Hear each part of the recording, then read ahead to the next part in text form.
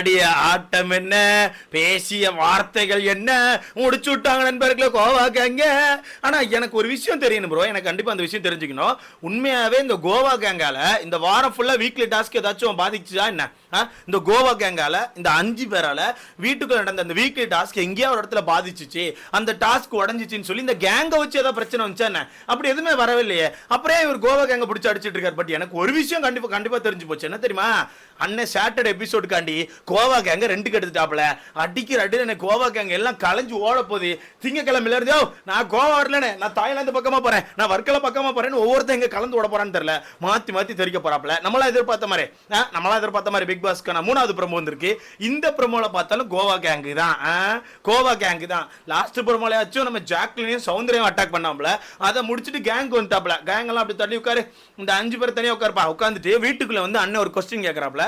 இந்த கோவா கேங் அந்த கோவா கேங்கான ரூல்ஸால வீட்டுக்கான ஆட்டம் ஏதாச்சும் பாதிச்சிருக்கா அப்படின்னு கேட்கறாப்ல. எனக்கு இந்த கேள்வியே தப்பா இருக்கு.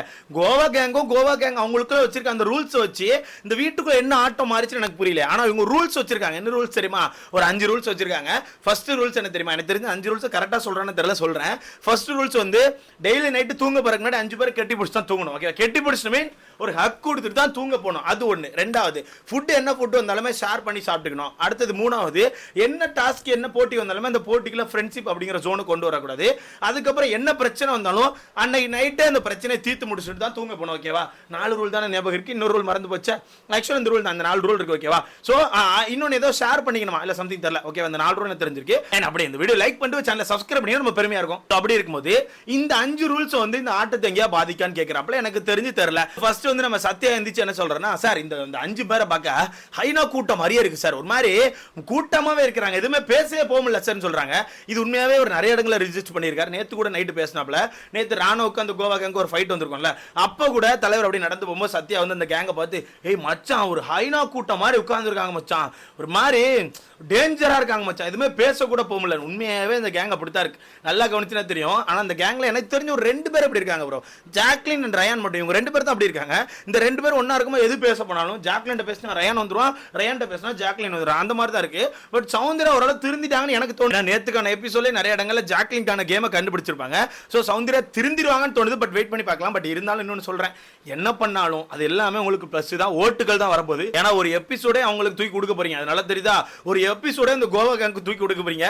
அடுத்த வாரம் எவ்வளவு ஓட்டுகள் பிச்சுட்டு வரணும் நமக்கு தெரியல. சோ சத்யா அப்படி சொல்றாரு. மஞ்சரி என்ன சொல்றாங்கன்னா, இவங்களோட ஆட்டம் ஒட்டுமொத்த கேமையுமே பாதிக்குது, ஒட்டுமொத்த வீட்டையுமே பாதிக்குது, ஒட்டுமொத்த வீட்டையும் மதிக்கவும் மாட்டுக்காங்க. அது மட்டும் இல்லாம இந்த பிக் பாஸ்க்கான ரூல்ஸையும் மதிச்ச மாதிரி தெரியல அப்படிங்கிறாங்க. இது எனக்கு தெரியலக்கா. அக்கா நீ சொல்றது எனக்கு எந்த விதத்திலும் அந்த வீட்டோட ரூல்ஸ் எங்க பாதிச்சுன்னு எனக்கு தெரியல, வீட்டோட ரூல்ஸ் இவங்க எங்க மதிக்காம போனாங்கன்னு எனக்கு தெரியல. பட் மதிக்காம போனது மேபி அந்த டாஸ்க்ல சொல்லலாம்னு நினைக்கிறேன். அந்த டாஸ்க் எங்களுக்கு டெவிலா பண்ண வரல அப்படின்னு. இங்க இன்னொரு விஷயம் தெரிஞ்சுக்கணும், ஒரு டாஸ்க் இருக்கு, அந்த டாஸ்க்ல நீ பண்றதும் பண்ணாதும் உங்களோட விருப்பம் தான். பண்ணாம இருந்தீங்கன்னா அதுக்கான பாதிப்பு நீங்க தான் வாங்க போறீங்க. ஏன்னா இது மஞ்சரி சொன்னதுல இருந்து நான் பாயிண்ட் எடுக்கிறேன். ஏன்னா இவங்க தானே சொன்னாங்க அந்த டாஸ்க் பண்ணும்போது எந்த எக்ஸ்ட்ரீம் போனாலும் அதுக்கான பாதிப்பை நான் வாங்கிக்கிறேன்னு சொல்றாங்க. சோ ஒரு டாஸ்க்ல ஒருத்தர் கொடுமை பண்ண போறேன், கொடுமை பண்ற விஷயம் வந்து உனக்கு ஒரு மைனஸ் ஆகும் அப்படிங்கும்போது தெரிஞ்சோம், அந்த மைனஸை நான் ஏத்துக்கிறேன், அதை நான் பாத்துக்கிறேன், நீங்க தான் சொல்றீங்க. அப்படி இருக்கும்போது ஒரு டாஸ்க் பண்றதும் பண்ணாம இருக்கு அவனோட விருப்பம் தானே. அவன் பண்ணாம இருக்கறனால உங்களுக்கு என்ன பிரச்சனை வச்சா எனக்கு தெரியல. ஓகேவா? அது வந்து மஞ்சரி கொளுத்தி போடுறாங்க. ஒரு கேப் கிடைச்சா எல்லாரும் அடிக்கிறதா நண்பர்களே, ஒரு கேப் கிடைச்சா எல்லாம் அடிக்கிறதா. சோ மஞ்சரி இந்த விஷயத்தை சொல்றாங்க, ஒட்டுமொத்த வீட்டையுமே மதிக்காத மாதிரி இருந்துச்சான். அக்கா எங்கக்கா அதை பார்த்த? அவங்க பாட்டுக்கு 5 பேர் எங்கிட்ட சுத்திக்கிட்டு ஏதாவது ஃபன் பண்ணிட்டு இருக்காங்க. திரும்பி இந்த இடத்துல இன்னொரு பாயிண்ட் ரிஜிஸ்டர் பண்ணிக்கிறேன், அந்த 5 பேரும் ஒன்னா உட்காந்து அப்பப்போ ஏதாவது பேசுறது அந்த வீட்டுக்குள்ள இருக்க மிகப்பெரிய என்டர்டெயினர் நான் பாக்குறேன். சரியா? வீட்டுக்குள்ள விஜய் விஷால் சொல்லிட்டு சுத்தராப்ல, நான் பெரிய என்டர்டெய்னர், அவர் என்டர்டெயின்மெண்ட் பண்ணி நான் பார்க்கவே இல்லை. ஓகேவா? இந்த கேங் தான் அப்பப்போ எங்கேயா உட்காந்து ஏதாவது பேசி ஏதாவது என்டர்டெயின்மெண்ட் பண்ணி ஃபன் கொடுத்துட்டு இருக்காங்க. ஸோ மற்றபடி எனக்கு இவங்க இந்த வீட்டை மதிக்காத அளவுக்கு என்ன பண்ணாங்க நமக்கு தெரியல. பட் மஞ்சரி கொளுத்தி போடுறதானே. அடுத்தது பார்த்தா அருண் வந்து எந்திரிச்சு ஒன்று சொல்றாப்ல. என்ன சொல்றாப்ல, இந்த கேமோட போக்கே மாத்துது சார். இவங்க பண்ற ஒரு ரூல்ஸ், இவங்க ஆடுற ஒரு கேம், இவங்களுக்குள்ள வச்சிருக்க ரூல்ஸ் வந்து இந்த கேமோட மொத்தமா மாத்துது அப்படின்னு சொல்லும் போது அங்க இருந்து டக்குன்னு சேதன ஒரு क्वेश्चन கேக்குறாப்ல. என்ன தெரியுமா? மாத்துதா இல்லன்னா அது கெடுக்குதா அப்படின்னு கேக்குறாப்ல. அண்ணனே நிறைய பாயிண்ட் எடுத்து கொடுத்த மாதிரி எனக்கு ஃபீல் ஆகுது. நீ கோவா கேங்கோட ஹேட்டரா? கோவா கேங்க மட்டும் தூக்கி அடிக்கிற? இன்னும் அங்கிட்டு ஒரு கேங் இருக்கானா, விஜய் விஷாலு, தர்ஷிகா, சத்யா, இவங்கெல்லாம் ஒரு கேங்கா இருக்காங்களா, இந்த ஹார்ட்டை கூட பிச்சு ஷேர் பண்ணிட்டாங்களா? அதை கேட்பீங்களா? இல்ல நான் கேட்கறேன், அதை கேட்பீங்களா என்னன்னு தெரியல, அதான் கேட்டேன். ஏன்னா இந்த கேங்கை மட்டும் பிடிச்சு அடிச்ச மாதிரி இருக்கா. இல்ல அண்ணன் என்ன சொல்றாப்ல, மாத்துதா கெடுக்குதா அப்படின்னு கேட்கறாப்ல. கடைசியில் அண்ணன் நம்ம அருண் சொல்லிட்டாப்ல, சார் அப்பப்போ கெடுக்குது சார், அப்பப்போ கண்டிப்பாக கெடுக்குது சார் அப்படின்னு ரைட்டு.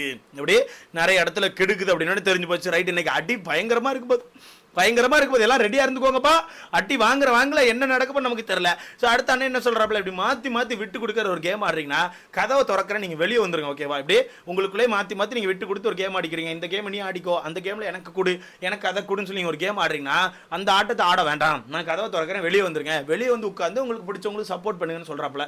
வெறித்தனமாக நடினேன். அது மட்டும் இல்லாமல் அதை பேசிட்டே இருக்கும்போது கையிலேருந்து ஒரு லெட்டரை கிழிக்கிறாப்புல. இது ஆக்சுவலாக எதை பேஸ் பண்ணி கிழிக்கிறான்னு தெரியல. கையில் லெட்டராக ஒரு பேப்பரை கிழிச்சு காட்டுறாங்க. மேபி ராணோ அவர்கள் வீட்டில் ஒரு பேப்பர் கிழிச்சிருப்பாங்கல்ல, அதாவது அன்சிதாக்கான லெட்டர் மாதிரி இன்னொரு லெட்டர் கிழிச்சிருப்பாரு. ஸோ அந்த மேட்டரை எடுத்து வச்சு சௌந்தர்யாவை ரோஸ்ட் பண்ணி அதை வச்சு கிழிச்சு ஒரு இது பண்ணுறாருன்னு தெரியல. நான் ஒரு லெட்டரை கிழிக்கிறாப்புல அந்த ப்ரொமோல நம்மளால் பார்க்க முடியுது. ஸோ கண்டிப்பாக எனக்கு ஒரு விஷயம் தெரிஞ்சுட்டு, இன்னைக்கு சௌந்தர்யாக்கான ரோஸ்ட் வந்து பீக்கில் இருக்க போகுது. எப்படியே சரியான பீக்கில் இருக்கும்போது அண்ணன் வளைச்சு அடி பிரிக்க போறாப்புலன்னு எனக்கு தெரிஞ்சு போச்சு. அடி இருக்கு. கடைசி அண்ணன் என்ன சொல்றாப்புல, உங்களோட ஆட்டம், உங்களோட கேம் இதெல்லாம் இந்த வீட்டை பாதிக்கக்கூடாது, தயவுசெய்து உங்களோட ஆட்டம் இந்த கேம் எல்லாம் இந்த வீட்டை பாதிக்காம பார்த்துக்கோங்க, இதை தான் நான் சொல்ல முடியும்னு சொல்லிட்டு போறாப்புல. அப்படி இருக்கும்போது எனக்கு ஒரு விஷயம் தெரிஞ்சுட்டு, அண்ணன் பெருசாக ரோஸ்ட் பண்ணல, எப்பவும் போல எழுப்பி எல்லாரையும் பேச வச்சு எழுப்பி எல்லாத்தையும் கேட்டுட்டு பார்த்துக்கோங்களா, உங்க ஆட்டம் தான் வீட்டை மாத்துது, உங்க ஆட்டம் தான் வீட்டை கெடுக்குது அப்படின்ற மாதிரி சொல்லி உட்கார வச்சிருவாப்புல. திருப்பி இந்த இடத்துல ஒன்று சொல்லிக்கிறேன், என்னதான் ரோஸ்ட் கொடுத்தாலும் எவ்வளவுதான் அடி அடிச்சாலும் இந்த ரெண்டு பேர் தான் ஃபர்ஸ்ட் சேவ் பண்றாங்க. அது கண்டிப்பா உங்களுக்கு தெரிஞ்சிருக்கும் நினைக்கிறேன். இந்த ரெண்டு பேர் தான் ஃபர்ஸ்ட் சேவ் பண்றாங்க. ஜாக்லின், சௌந்தர்யா ரெண்டு பேரும் ஃபர்ஸ்ட் சேவ் பண்ண போறாங்க. பட் இப்படி ஃபர்ஸ்ட் சேவ் பண்ண போறதுனால என்ன ப்ரோ பாதிப்பு இருக்குன்னு கேட்டீங்கன்னா, வரப்போற வாரங்கள் வந்து கொஞ்சம் ஹெட் வெயிட் ஏறும் ப்ரோ. அந்த ஹெட் வெயிட்ல கொஞ்சம் ஆடிடக்கூடாது, அது மட்டும் தான் பாதிப்பு. என்ன ப்ரோ சொல்லணும்னா, கண்டிப்பா ப்ரோ எல்லா வாரமே அப்படியே இந்த வீடியோ லைக் பண்ணிட்டு சேனலை சப்ஸ்கிரைப் பண்ணி நம்ம பெருமையா இருக்கும். யாரு ஃபர்ஸ்ட் சேவ் பண்ண போறாங்களோ ஒன்னு அவங்க ஹெட் வெயிட்ல ஆடுவாங்க, அப்படி இல்லைன்னா அவங்கள சுத்தி இருக்க ஆளுக்கு என்ன பண்ணுவாங்கன்னா, அவங்கள பிடிச்சி வச்சு ஒரு கேம் ஆடுறாங்க பேர்ல ஒரு கேமை போட்டுட்டு இருப்பாங்க. ஸோ அந்த கேம் எல்லாமே வீட்டுக்குள்ள வந்து மொத்தத்தையும் உடைக்க தான் செய்யும்.